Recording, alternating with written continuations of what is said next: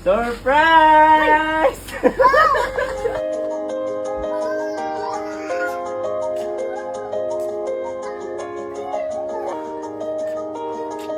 So ayun mga kakulit, so bali ngayon lalabas ako kasi kanina maagap kami pumunta dito sa ating munting bahay kubo. At pagkarating namin dito, naisipan ni Kenzo na magbike. Napansin ko kanina, bukod sa sira pala yung bearing, putol na yung kadena. Ano nangyari dyan sa bike mo? Ang dami na pala sira nito. Sira na yung bearing, tapos sira pa yung kadena. Hindi ko na magamit, Papa. Huh? Ay gawan mo ng paraan kung paano mo re-resolbahan yung problema mo dyan sa bike mo. Tutulak ko na lang to. Ha? Tutulak ko na lang, ganun o. So ngayon, naawa naman ako. Kaya naisipan ko na bilhan ko siya ng bago. Kasi nung nakaraan, papabili na siya sa akin ng lock ng kadena. Kasi ganun nga daw, naputol na yung lock ng kadena ng bike niya. Kaya ngayon, hindi na lock ng kadena ang bibiling ko, kundi mismong bike na. At yung medyo mas malaki na, kasi medyo malaki na rin siya At saka yung bike na yun, kung yung maalala, yun yung sinorpresa ko sa kanya dati. Halos may ng isang taon. Hindi naman niya magamit dun sa isang bahay namin kasi hindi siya mapagbike doon malapit sa kalsada. Ngayon, dito niya na gagamit. Halos isang taon din na stock. Kaya nung ginamit niya dito, ang dami na palang sira. Kaya ngayon, para naman matuwa yung inyong kakulit, bibilan na lang natin ng bago. Kaya tara, let's go!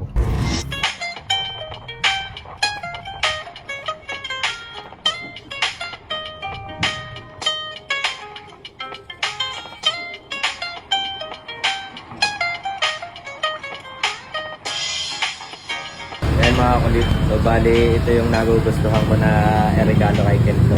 Ito, mas malaki doon sa bike niya, nasira niya.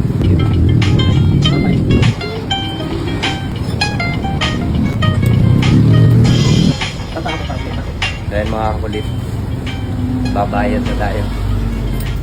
Napakamahal ng unang regalo mo ngayon.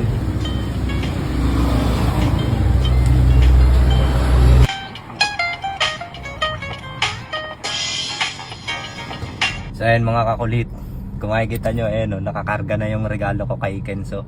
Ayan. Oh, diba?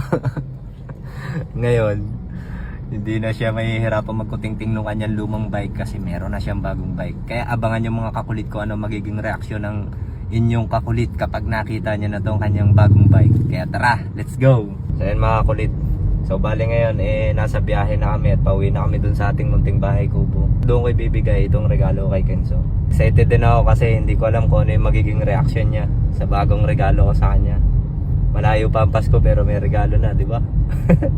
So yan mga kulit, nandito na tayo sa ating munting bahay kubo.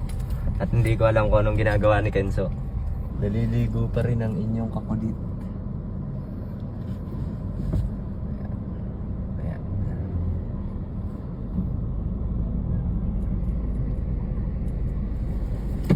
Nakita nyo, wala ka alam-alam, nag-swimming. Kaya tara, pupuntahan natin. Uy, hanggang ngayon naliligo ka pa. Magbihis na dun. Kakaano ka pa lang dito? Dalit, may pupuntahan tayo. Ako pupunta na. Saan pa tayo pupunta? Basta, magbablog tayo. Halika dito.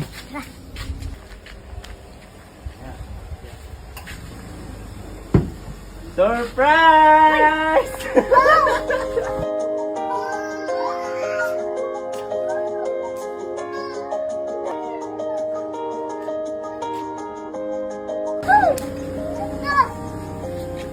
Ano sa magpapinili?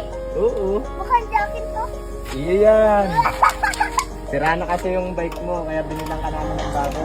Yan, hindi tuloy may labas. Hala!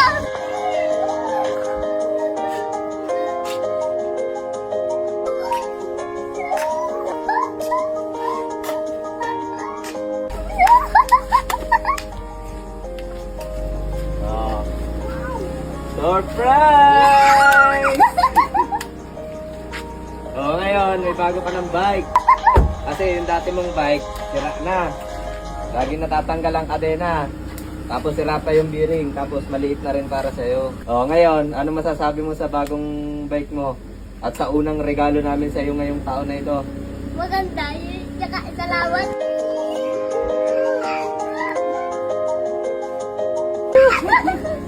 Diba mga kakulit, oh, tingnan nyo. Ang gaano kasaya ngayon si Kenzo. Diba? Dahil may bago na siyang bike. Wow! Salamat! Ganda. Ang tagal na rin pala nung bike ko na yun kasi di ba yun yung una kong bike na neregalo mo sa akin na gustong gusto ko talagang magkaroon.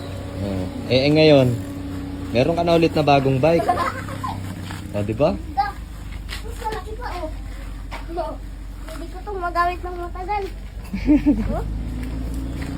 Wow! Bagong-bago. Ganda. So yan mga kakulit, tara, let's go.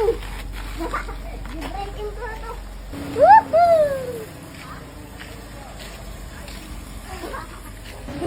Ang ganda. Thank you. O, di ba? Yan ang napanalunan natin. Tingnan nyo kung gaano kalaki. So ngayon, meron lang ako ipapakilala sa inyo na isa sa aking mga nilalaro ngayon. Ito ang PH Paradise. Kaya kung nais mong maglaro, nasa comment section ng link, mag-download at mag-register ka na. At syempre, sa pag-register naman, ang una mo lang gagawin, fill upan mo lang ang lahat ng ito. Dito sa PH Paradise, napakaraming laro na pwede mong pamilian. At ang kagandahan dito, sa bawat deposit mo, meron ka kagad matatanggap na napakaraming bonus. O, di ba? May papayita ko naman sa inyo kung paano maglaro dito sa Super Ace. At dito sa Super Ace, pwede kang magbet ng 5 centavos up to 1,000 pesos. So ngayon, susubukan ko muna magbet ng 200 pesos. Free tennis pin. 250.